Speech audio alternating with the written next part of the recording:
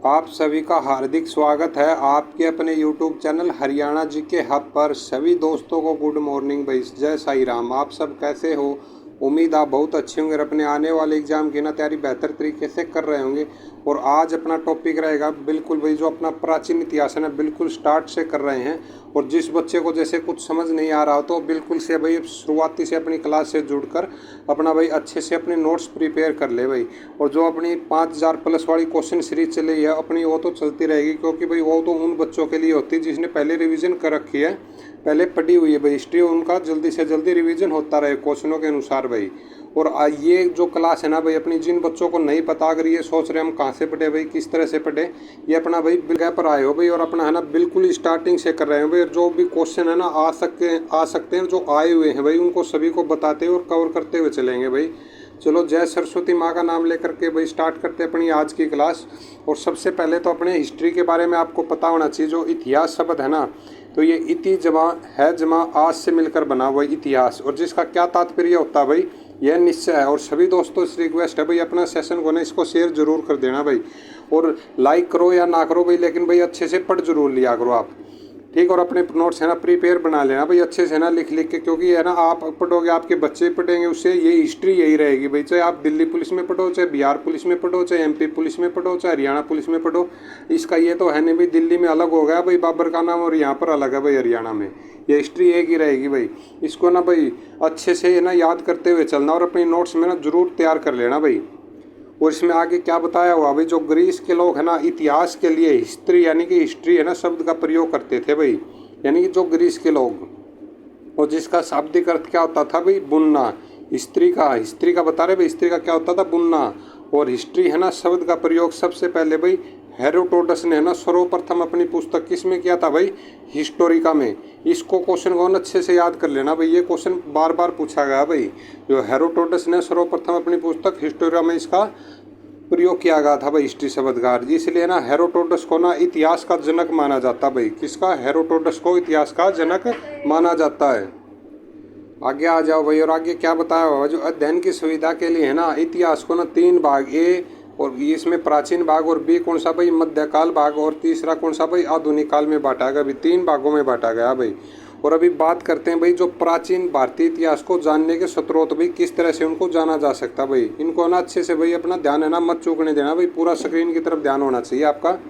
जो प्राचीन भारतीय ना इतिहास की जानकारी के 2 मुख्य स्रोत हैं भाई। एक कौन सा, एक साहित्यिक स्रोत है भाई, एक पुरातात्विक स्रोत है भाई। और साहित्य कौन सा भाई, देशी और विदेशी साहित्य दोनों में से प्राप्त हो सकते हैं भाई साहित्य स्रोत। और दूसरा भाई साहित्य स्रोतों को ना पुनः 2 भागों में विभाजित किया जा सकता है। कौन सा है भाई, एक धार्मिक साहित्य और एक धर्मोत्तर अथवा लौकिक साहित्य भाई। और इसमें क्या बताया हुआ है भाई, और इसमें भाई जो धार्मिक साहित्य को है ना 2 भागों में विभाजित किया गया जा सकता है भाई। कौन सा, एक ब्राह्मण ग्रंथ भाई साहित्य जिसको बोलता है, एक गैर ब्राह्मण ब्रह्मोत्तर साहित्य भाई। हम इसको इस तरह से देख सकते हैं भाई। जो प्राचीन भारतीय है ना अपना इतिहास जानने के स्रोत हैं भाई, एक साहित्य स्रोत, एक पुरातात्विक स्रोत भाई। इसमें तो धार्मिक साहित्य और लौकिक साहित्य आ गया भाई। इसमें अभिलेख, सिक्के, स्मारक, मूर्तिकला और चित्रकला आदि हैं भाई। और क्या क्या बताया हुआ भाई इसमें आगे, इसमें फिर ये बट गया भाई ब्राह्मण ग्रंथ में, और ये गैर ब्राह्मण ग्रंथ में भाई। और फिर ये आगे बट गया भाई वेद में, पुराण में, अरण्यक, उपनिषद, महाभारत, समृद्धि और ग्रंथ आदि में भाई। और ये बट गया भाई जैन साहित्य आदि धार्मिक ग्रंथ में भाई। उम्मीद आप बहुत अच्छे से समझ गए होंगे यहाँ तक भाई। चलो आगे चलते हैं भाई। और सबसे पहले हम पढ़ेंगे भाई ब्राह्मण साहित्य, इसके बारे में जानेंगे। इसमें से जो आपसे क्वेश्चन बन सकते हैं ना, हम सभी क्वेश्चनों को कवर करते हुए चलेंगे भाई। और सबसे पहला पॉइंट में अपना बताया हुआ है, जो ब्राह्मण ग्रंथ है ना प्राचीन भारतीय इतिहास की जानकारी हेतु अत्यंत महत्वपूर्ण है भाई। और दूसरे पॉइंट में भाई जो वेद ब्राह्मण साहित्य में ना सबसे प्राचीन ग्रंथ वेद है भाई। और वेदों के द्वारा ना प्राचीन आर्यों के धार्मिक, जो सामाजिक, सांस्कृतिक, आर्थिक और राजनीतिक जीवन पर प्रकाश पड़ता है भाई। ये थी भाई मूल बातें। उससे आगे देखते हैं अभी क्या बताया हुआ है। और वेदों के संकलनकर्ता महर्षि कृष्ण द्वैपायन, ये वेद व्यास को माना जाता है भाई। इसको भी अच्छे से याद कर लेना। वेदों के ना संकलनकर्ता कौन है भाई, महर्षि कृष्ण द्वैपायन वेद व्यास को माना जाता है भाई। वेदों की संख्या कितनी है भाई, ये वेदों की संख्या है 4। जो ऋग्वेद है ये, और ये अथर्ववेद, इनको सभी को अच्छे से पढ़ेंगे भाई। और अभी देखते हैं भाई जो है ब्राह्मण ग्रंथ, इसमें क्या कुछ बताया हुआ भाई। सबसे पहले पॉइंट में भाई ब्राह्मण ग्रंथों की ना रचना संहिताओं की व्याख्या हेतु सरल गद्य में की गई है भाई। और ब्रह्म का क्या अर्थ है भाई, यज्ञ। अंत यज्ञ के विषयों का है ना प्रतिपादन करने वाले है ना ग्रंथ कौन से? ब्राह्मण कहलाते हैं भाई। प्रत्येक वेद के लिए ना अलग ब्राह्मण ग्रंथ है भाई। चलो बहुत अच्छी बात है भाई, आगे आ जाओ। और आगे है भाई अरण्यक। इसमें क्या बताया हुआ भाई? जो अरण्यक है ना ब्राह्मण ग्रंथ के अंतिम भाग है, जिसमें दार्शनिक एवं रहस्यात्मक विषयों का वर्णन किया गया है। और जंगल में पढ़े जाने के कारण इन्हें ना अरण्यक कहा जाता है भाई। और कुल 7 अरण्यक उपलब्ध है भाई। ये क्वेश्चन भी ऐसे बन सकता है, कितने अरण्यक है भाई? कुल 7 अरण्यक है भाई। इसको है ना जंगल में पढ़े जाने का कारण क्या बोला गया? इसको अरण्यक बोला गया भाई। आगे आ जाओ भाई। आगे है भाई उपनिषद। उपनिषद यह उप का क्या अर्थ है भाई? समीप। और नी का अर्थ है भाई निष्ठापूर्वक। और सद का अर्थ है भाई बैठना।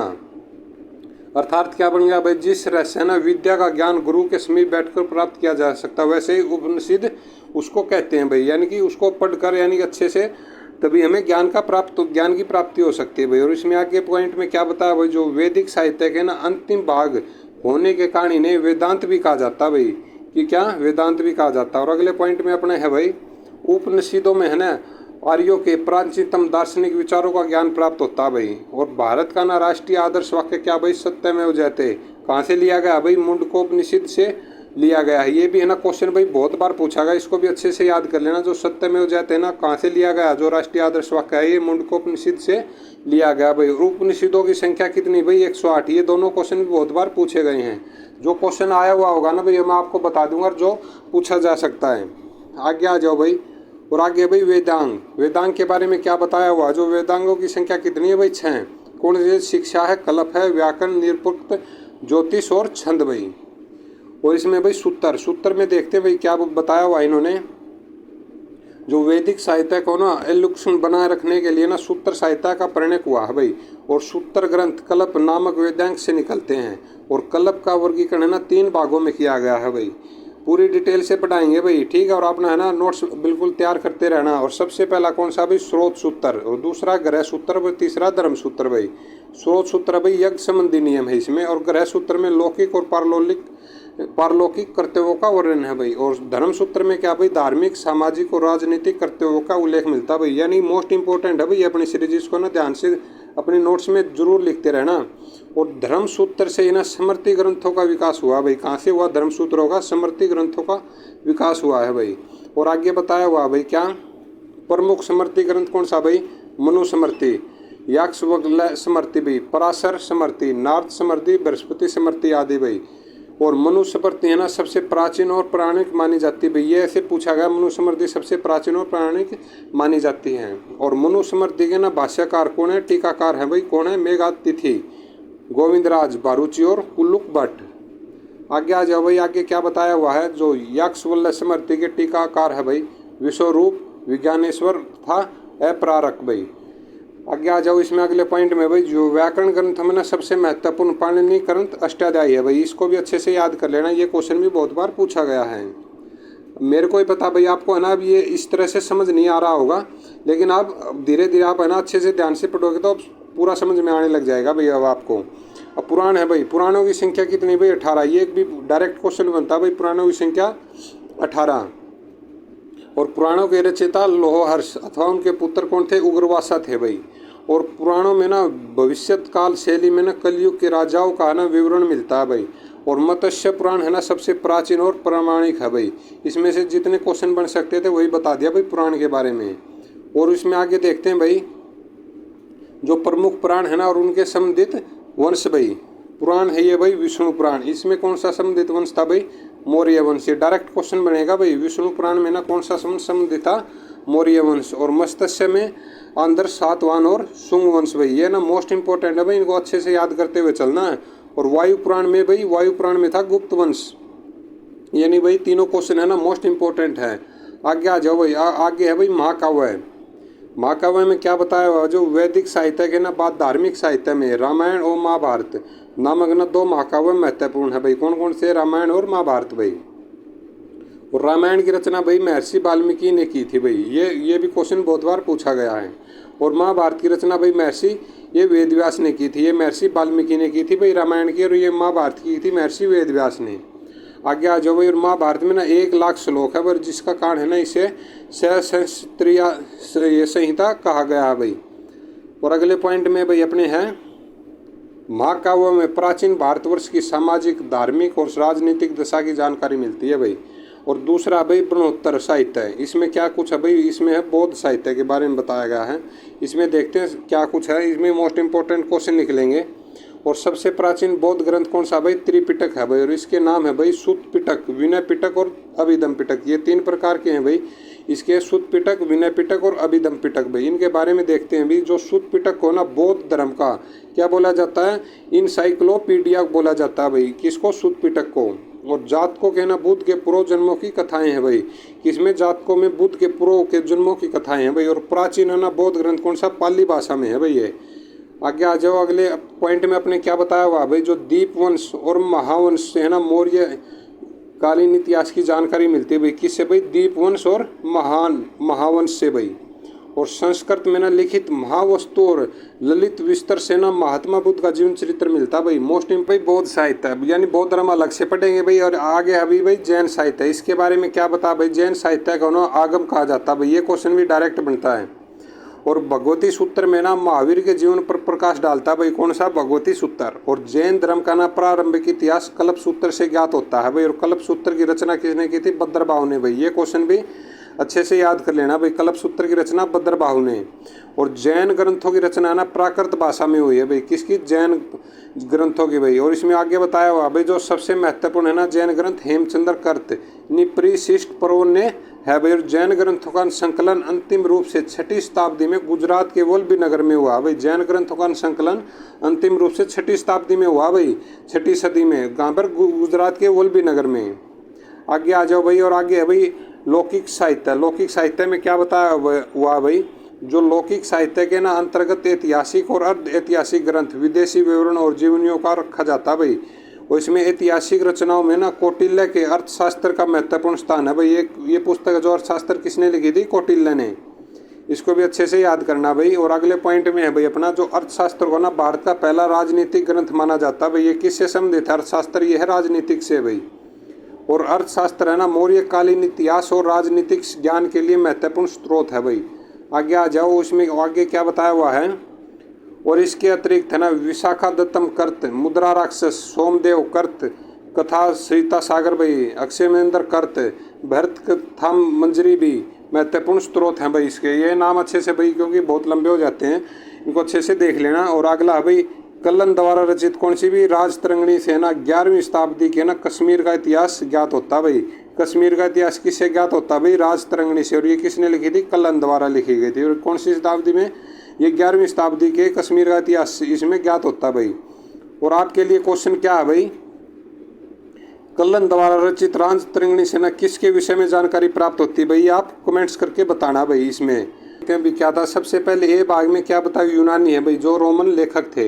इनके बारे में देखते हैं भाई। जो टेसियस ईरान का राजवैद था भाई। डायरेक्ट क्वेश्चन बनेगा, अच्छे से याद करना इसको। और हेरोडोटस की पुस्तक कौन सी भाई, हिस्टोरिकल से ना 5वीं शताब्दी ईसा पूर्व ना भारत की और फारस जो भाई संबंधों का उल्लेख मिलता है भाई।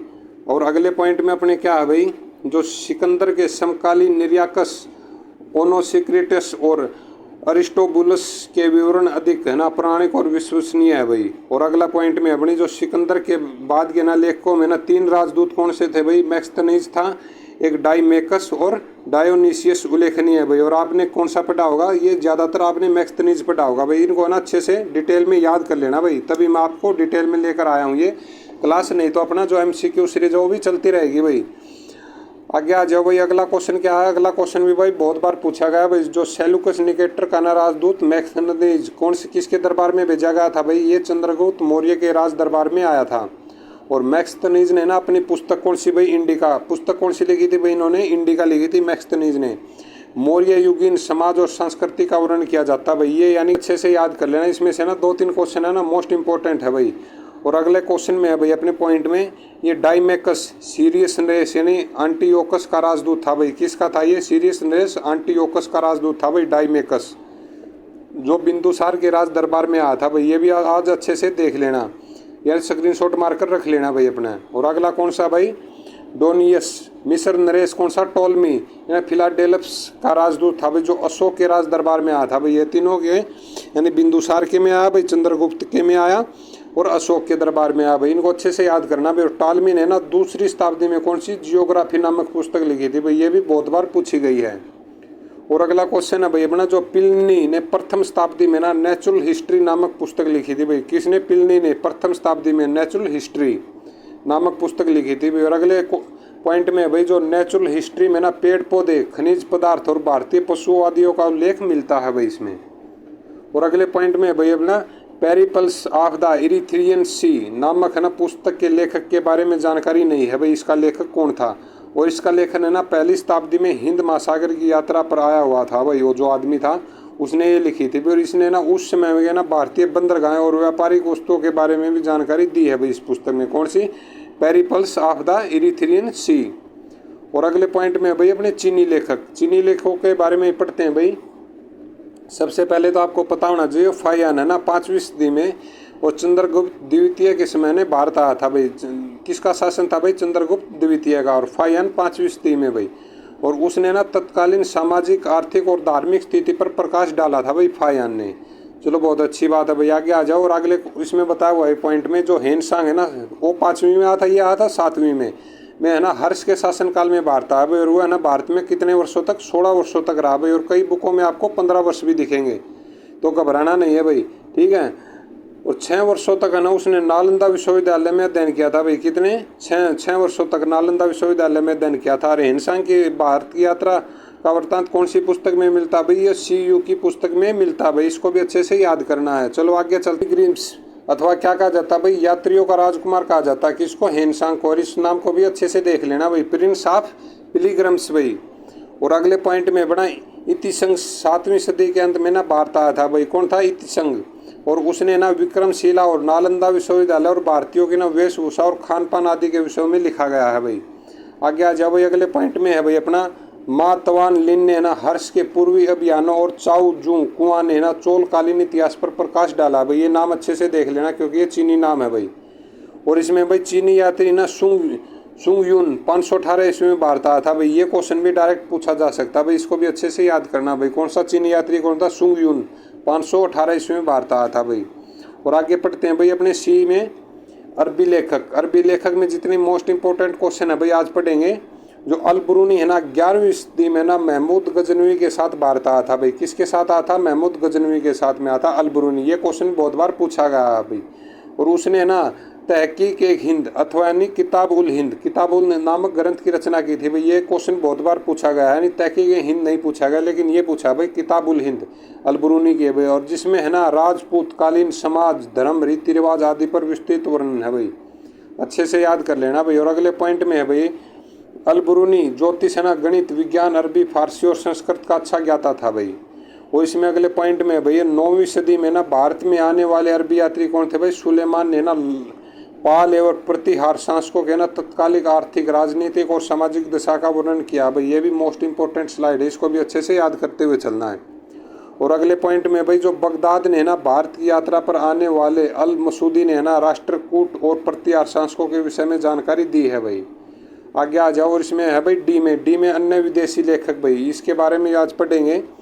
जो इब्न बतूता कब आया था भाई? 1333 में आया था भाई। और मोरक्को देश का ये नागरिक था। और इसमें क्या बताया हुआ है भाई? जो अरबी भाषा में लिखा गया है उसकी यात्रा वृत्तांत कौन सी भाई? रहिला। अच्छे से याद करना भाई इसको भी। और यह 14वीं सदी में भारतीय उपमहाद्वीप के सामाजिक और सांस्कृतिक जीवन के विषय में जानकारी का महत्वपूर्ण स्रोत है भाई।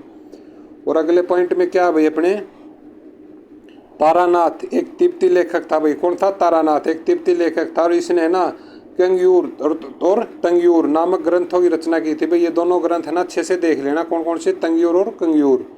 और मार्को पोलो कब भाई? 13वीं सदी के अंत में ना पांड्या देश की यात्रा पर आया था भाई। ये कौन? मार्को पोलो 13वीं सदी में। और आज की अपनी ये क्लास भाई इतनी थी, आपको है ना कैसी लगी अपना कमेंट्स करके जरूर बताना। इसके आगे की ना नेक्स्ट क्लास अपनी रेगुलर चलती रहेगी और अपनी जो 5000 क्वेश्चनों की सीरीज है वो भी चलती रहेगी भाई। आप निराश नहीं होना। और इनको है ना जो ये आज की क्लास है इसको है ना अच्छे से जो क्वेश्चन बन रहे हैं उनको है ना अपने नोट्स में लिख लेना भाई। और आपको क्लास कैसी लगी अपना कमेंट्स करके जरूर बताना। और आपने अभी तक वीडियो को लाइक नहीं किया तो लाइक जरूर करें, शेयर करें। और जो दोस्त पहली बार चैनल पर आए हैं सब्सक्राइब करके जरूर जाना भाई। आपका दिन शुभ हो। जय हिंद, जय भारत।